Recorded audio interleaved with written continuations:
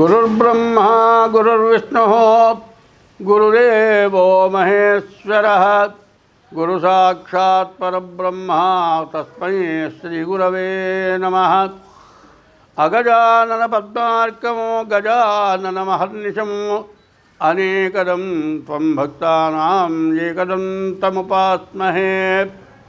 यः कर्ता जगतां भर्ता संहर्ता महसां निधिः प्रणमामि तमादित्यं बहिरन्तस्तमोपहमो। यः कर्ता జగత్తు మొత్తానికి కర్త భగవంతుడు, సంహర్త అందరినీ సంరక్షించేసేవాడు కూడా ఆయనే, మహసాం నిధి అందరికీ నిధి కావాల్సినవన్నీ ఆయన దగ్గర ఉన్నాయి. మహసాం నిధి ప్రణమామి తమాదిత్యం, ఆ సూర్యభగవానుడికి నమస్కారం చేస్తున్నాం. ప్రణమామి తమాదిత్యం బహిరంతస్తమోపహం, లోపల వెలుపల అన్ని చోట్ల అన్ని దేశాల్లో అన్ని చోట్ల నిండి ఉన్నటువంటి భగవంతుడికి నమస్కారం చేస్తున్నాం. అదే పోతన గారు భాగవతంలో పద్యం చెప్పారు.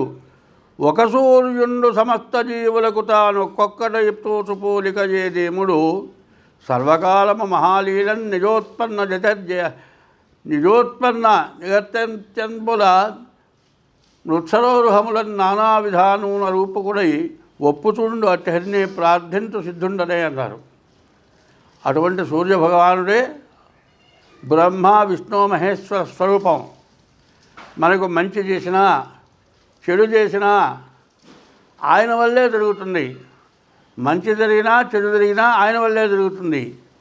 అయితే మంచి జరగాలన్నా చెడు జరగాలన్నా ఏమిటయా అంటే కర్మమున బుట్టు జంతువు కర్మమునను వృద్ధుబంధు కర్మమే జనులకు దేవత, కర్మమే సుఖ దుఃఖములకు కారణం అధిప అన్నారు. మనం చేసే మంచి కర్మ వల్ల మంచి జరుగుతుంది, చెడు కర్మ వల్ల చెడు జరుగుతుంది. అందులో ఈ సంవత్సరం క్రోధినామ సంవత్సరం, క్రోధంతో కూడుకున్నది. నవనాయకుల్లో 9 మందిలో 7 పాపలు, 2 శుభులైనారు. అందువల్ల ప్రతి వాళ్ళకి కూడా సరైనటువంటి సద్బుద్ధి భగవంతుడు ఇవ్వటం లేదు. దానివల్ల రకరకాలైన అల్లకల్లోలాలు వస్తున్నాయి. పశ్చిమ బంగాల్లో ఒక అమ్మాయిని చంపారు అంటే ఎవరో చంపారు అనుకోవటం కాదు, ఉన్నటువంటి దేశంలో ఉన్నటువంటి యొక్క ఉపద్రవాల వల్ల జరుగుతున్నాయి. సరే అది అట్లా అనుకోండి, ఎవరో చంపారు, అది వదిలేసేయండి. ఇప్పుడు తెలుగు దేశాల్లో మరి తెలంగాణ ఆంధ్రాలో విపరీతమైన వరదలు వచ్చి ఎంతోమంది చచ్చిపోయిందో బాధపడుతున్నారు. ఇవన్నీ జరగడానికి కారణం ఏంటి? మనం చేసుకున్నటువంటి దుష్కర్మ. సత్కర్మ చెయ్యాలి, సత్కర్మ చేస్తేనే మనం బాగుంటాం. చాలామంది జాతకాలు అడుగుతున్నారు. జాతకాల్లో చెప్పింది కాదు, బాధలు పోగా కొత్త బాధలు వస్తున్నాయంటున్నారు. జ్యోతిష్యం సరిగ్గా లేదేమో అంటున్నారు, సరిగ్గా చెప్పలేదేమో అంటున్నారు, పూజలు సరిగ్గా చేయలేదేమో అంటున్నారు, జపాలు సరిగ్గా చేయలేదేమో అంటున్నారు. కాదు, జ్యోతిష్యం అనేది పూర్వజన్మ దుష్కృతం వల్ల వచ్చేటువంటి బాధల్ని పోగొట్టేది జ్యోతిష్యం. మరి ఇప్పుడు మనం పుట్టిన తర్వాత చేసేటువంటి దుష్కర్మలు, చెడు పనుల వల్ల వచ్చేది వచ్చే జన్మకు అనుభవించాల్సింది. కాబట్టి ఇప్పుడే కొంత 3 వంతులు అనుభవిస్తూ ఉన్నాం. దానివల్ల రకరకాలైన బాధలు వస్తున్నాయి. కాబట్టి జ్యోతిష్యంతో పాటు దైవాన్ని పూజించాలి. దైవే బలే దుర్బలే అన్నారు. దైవ బలం లేకపోతే దుర్బలులు అవుతారట. అందువల్ల జాతకం చూపించుకోవాలి. ప్రతి వాళ్ళు కూడా జాతకం చూపించుకోవాల్సిందే.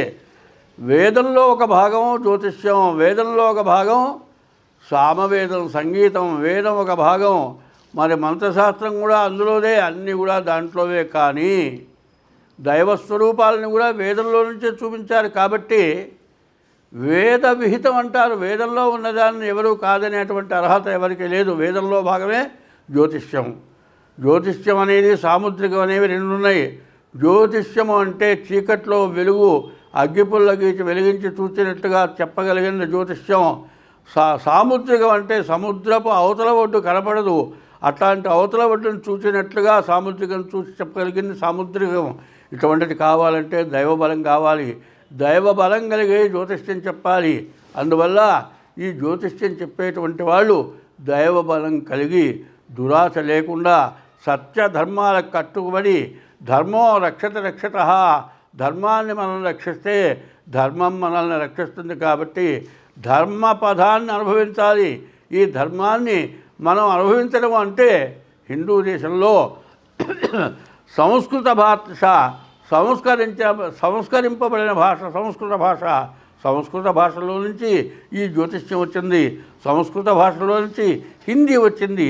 సంస్కృత భాషలో నుంచి తెలుగు వచ్చింది. సంస్కృత భాషలో నుంచి కన్నడ వచ్చింది. ఇన్ని భాషలు కూడా ఈ 4 భాషలు కూడా సంస్కరింపబడినటువంటి భాషలు. ఇటువంటి భాషల్లో ఇన్ని రకాల మార్గాలు ఉన్నాయి. కాబట్టి ప్రతి దోషానికి కూడా దైవ పూజలు ఉన్నాయి. కాబట్టి మీ గ్రహ దోషాలే కాకుండా దైవానికి సంబంధించిన పూజలు ఉంటాయి. అటువంటి పూజలు ప్రతి నెలలో కూడా మా చేత చేయబడతాయి. కాబట్టి మీ జ్యోతిష్యం చూపించుకోవడమే కాక మీ జాతకంలో ఉన్న దోషానికి ఏ పూజ చేస్తే మీ దోషం పోతుంది అనేది తెలుసుకొని మీరు ఆ ద్వారా మీరు పూజలు చేసుకోవడం చాలా మంచిది. కాబట్టి ఇప్పుడు మేము చెప్పేది ఏమిటంటే మీరెవరైనా సరే డేట్ ఆఫ్ బర్త్ ఉంటే డేట్ ఆఫ్ బర్త్ చూపించుకోండి. అట్లా లేకపోతే హస్త సాముద్రికం చూపించుకోండి. హస్త సాముద్రికము మరి జ్యోతిష్యం ద్వారా మీ జాతకం చెప్పబడుతుంది. ఇట్లా కాక మీకు డేట్ ఆఫ్ బర్త్ లేకపోతే సాముద్రికం ద్వారా చెప్పబడుతుంది. మీకు ఇంకా ఎటువంటి సమస్యలు ఉన్నా కూడా క్యాన్సర్ వచ్చిన వాళ్ళకు కూడా మేము చేసిన పూజలతో మరి ఆ బాధలు పోయి క్యాన్సర్ నుంచి కూడా బయటపడ్డారు. కాబట్టి దైవ సంబంధమైన పూజలు చేయడం జరుగుతుంది. మరి ఈ సెప్టెంబర్ నెల 26వ తారీఖు అమృత మృత్యుంజయ మహాపాశుపదం అమృత మృత్యుంజయ మహాపాశుపదం అనేది చేస్తున్నాం. ఇది చాలా కష్టంతో కూడుకుంది. ఎన్ని రకాల బాధలైనా కూడా పోతాయి దానివల్ల. ఆ అమృత మృత్యుంజయ పాశుపదం అంటే ఉదయం మొదలుపెట్టామంటే రాత్రి ఏ పని అవుతుందో కూడా చెప్పలేము. అటువంటి అమృత మృత్యుంజయ పాశుపదం. పాశుపదం అంటే అర్థం ఏంటంటే ఒకప్పుడు అర్జునుడిని గురించి తిరుపతి వెంకట కవులు రాయబారం నాటకంలో చెప్పారు. పాశుపదంబు చేయకొనియే భర్గుని యుద్ధములోన గెలిచి రాకేశుని లోకమేగి అతడెక్కిన గద్దియ ఎక్కి చేసే సర్వభూమీషుల గెలిచి చేసే పృథివీశ్వరునీశ్వరుని అశ్వమేధి నీకు అసయ్య కాని ఆలమున కన్నును తాకునే భీములద్ధిరా అన్నారు. అంటే ఇది పాశుపదాస్త్రం అంటే ఈశ్వరుడు అర్జునుడికి మెచ్చి ఇచ్చాడు. అర్జునుడికి మెచ్చి ఇచ్చినటువంటి పాశుపదంతో ఇంద్రలోకానికి వెళ్ళి ఇంద్రుడిని గెలిచాడు. మరి ఎన్నో దేశాలను గెలిచాడు. చక్కటి పరిపాలన చేశాడు అర్జునుడు. అందువల్ల ఈ పాశుపదం అనేది మామూలుది కాదు. అందులో రుద్ర పాశుపదం, రుద్ర మృత్యుంజయం, అపమృత్యం అనేది లేకుండా మరణం లేకుండా ఉండేది మృత్యుంజయం. మరి పాశుపదం అంటే పాశుపద అస్త్రం. తర్వాత రుద్రుడు ఈశ్వరుడికి మహారుద్రం అంటే 111 సార్లు రుద్రం చెప్పి మరి మృత్యుంజయ పాశుపదం అమృత మృత్యుంజయ పాశుపదం. మృత్యువుని జయించాలి అంటే మరణాన్ని జయించాలి. మరి అన్ని వ్యాధుల నుంచి బయటపడాలి. ఇప్పుడు వస్తున్నటువంటి వ్యాధులు ఎట్లా ఉన్నాయి అంటే రోగం ఏమిటో తెలియదు, ఎన్ని పరీక్షలు చేసినా తెలియదు, పరీక్షలకి డబ్బులు అవుతాయి చాలా. ఇన్ని పరీక్షలు చేసినా కూడా వ్యాధి నిర్ధారణ కాదు. తీరా వ్యాధి నిర్ధారణ అయ్యేటప్పటికీ మన దగ్గర ఉన్న డబ్బులు లక్షలు కాదు కోట్లు కూడా ఖర్చు అయిపోతున్నాయి. వ్యాధి నిర్ధారణ కావటం లేదు, వ్యాధి తగ్గటం లేదు. వ్యాధి తగ్గటం జరగటమా వ్యాధి తగ్గకపోవటమా తేలేటప్పటికీ మన దగ్గర ఎన్ని తరాల నుంచో సంపాదించిన డబ్బులు ఆస్తులు మొత్తం ఖర్చు అయిపోతున్నాయి, వ్యాధి పోవట్లేదు.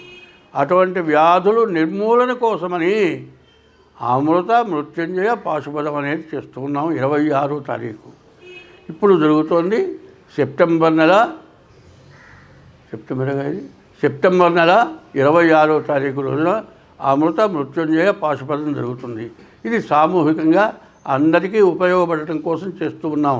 ఇందులో మీరు కలవాలి అంటే ముందుగా మా నెంబర్కి ఫోన్ చేసి ఫోన్ ద్వారా దానికి తగినటువంటి మూల్యం చెల్లించుకొని మీరు దీంట్లో ముందుగా మెంబర్స్ చేరి ఈ అమృత మృత్యుంజయ పాశుపదం మీ జాతకం చూపించుకొని మీకు ఏదవసరం ఇది అవసరం అన్నిటికీ పనిచేస్తుంది.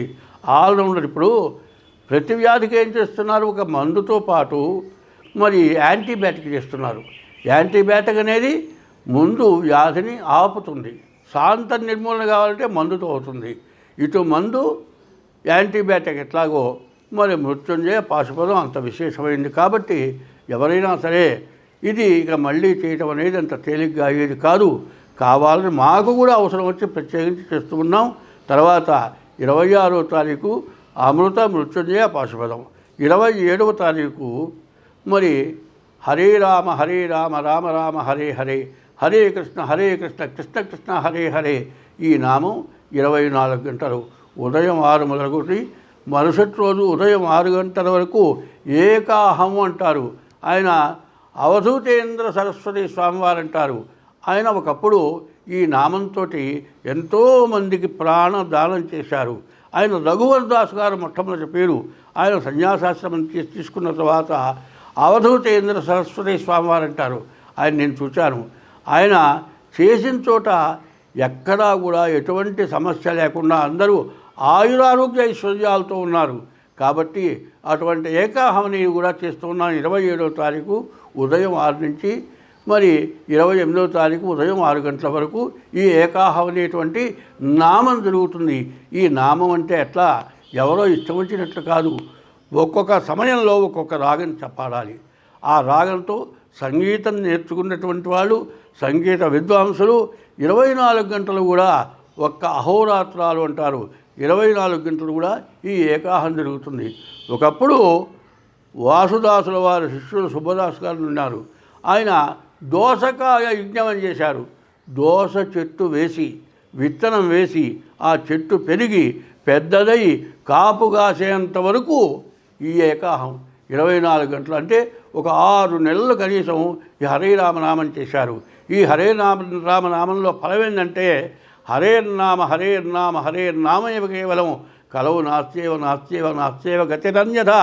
ఇక ఏదీ గతి లేదు, ఇది తప్పితే మార్గం లేదు, ఇక ఏది దేనివల్ల తగ్గదు అనేటువంటి దానికి ఈ మహామృత్యుంజయము హరేర్నామ సంకీర్తనము, దీనివల్ల ఎటువంటి వ్యాధులైనా నిర్మూలన అవుతాయి. పాపం అంతా కూడా హరించిపోతుంది. స్వస్తి. సెప్టెంబర్ నెల 16 నుంచి 30 వరకు మేషరాశి ఫలితాలు. మేష వృశ్చికయోర్భౌమః. మేష వృశ్చికాలకి కుజుడు అధిపతి. ఈ రాశికి ఏమొచ్చిందంటే శుక్రుడు కేతువు బాగున్నారు, గురువు కుజుడు బాగున్నారు. 4 గ్రహాలు గురువు కుజుడు శుక్రుడు కేతువు బాగున్నారు. కానీ శని 11 ఉన్నాడు. శని కూడా బాగున్నాడు. 5 గ్రహాలు బాగున్నాయి. శని, గురువు, కుజుడు, శుక్రుడు, కేతువు 5 గ్రహాలు బాగున్నాయి. మరి రాహువు, రవి, బుధులు బాగాలేరు. అయితే రవి బుధులు బాగుండకపోతే ఏమిటంటే వ్యాపారాలు స్తంభించడానికి అవకాశం ఉంది, అనారోగ్యాలు రావడానికి అవకాశం ఉంది. తర్వాత విద్యా ఉద్యోగాలకు కూడా కొద్దిగా సమస్యగా ఉంటుంది. శని వల్ల మీరు అనుకున్న పనులన్నీ కూడా అవుతాయి. గురువు వల్ల, ద్వితీయంలో ఉన్న గురువు వల్ల ధనాధిపతి వచ్చిన ధనాన్ని జాగ్రత్త చేస్తాడు. కుజుడు వల్ల మీకున్నటువంటి వ్యాధులన్నీ కూడా నిర్మూలన అవుతాయి, ఆరోగ్యం బాగుంటుంది. శుక్రుడి వల్ల వివాహాది శుభకార్యాలు జరుగుతాయి. కేతువు వల్ల మంచి జ్ఞానం కలిగి మంచి ప్రవర్తన కలిగి మీరు ఏ పని చేయాలో ఆ పని చేయగలుగుతారు. కానీ ఇప్పుడు జరుగుతున్నది ఏమిటా అంటే చెప్పిన దాంట్లో కొంత తేడా వస్తుంది. మీ జాతకరీత్యా చెప్తాము. ఇది రాశి చక్రం అంటారు. రాశి చక్రం అంటే పుట్టినరోజు జన్మ నక్షత్రాన్ని బట్టి రాశి వస్తుంది. తర్వాత పుట్టిన రోజు టైమును బట్టి గ్రహచారం, రాశి బట్టి గోచారం, టైమును బట్టి గ్రహచారం వస్తుంది. అయితే పిలిచే పేరుని బట్టి అడుగుతున్నారు. పిలిచే పేరుని బట్టి కాదు. మీకు సరిగ్గా మీకు జాతకం మేము చెప్పాలి అంటే డేట్ ఆఫ్ బర్త్ ద్వారా కానీ హస్త సాముద్రిక ద్వారా కానీ కావాలి. ఇది మీ జన్మ నక్షత్రం అయితే జన్మ నక్షత్రం అశ్వని, భరణి, కృత్తిక. అశ్విని 4 పాదాలు, భరణి 4 పాదాలు, కృత్తిక 1వ పాదం. పుట్టిన జన్మ నక్షత్రాలు అయితేనే ఈ రాశి మీకు ఫలిస్తుంది. కాబట్టి ఈ రాశి వాళ్ళకి చాలా బాగుంది. అయితే నిజంగా మీది జన్మ నక్షత్రం ఇది అయి ఉంటే ముందు మీ జాతకం కూడా చూపించుకోండి. ఎందుకంటే అన్నీ కలిసి రావాలి, అన్నీ కలిసి వస్తేనే బాగుంటుంది. అన్నం ఉందండి, అన్నంలోకి ఏమీ లేకుండా అన్నం తింటామా? అన్నంలోకి కావాల్సిన కలిసిపోయేటువంటి పదార్థం కావాలి. అట్లాగే రాశి చక్రం, మరి తర్వాత నవాంశ చక్రం, తర్వాత జన్మలగ్నం ఇవన్నీ కలిస్తే కానీ మీ జాతకం పూర్తిగా బయటపడదు. స్వస్తి.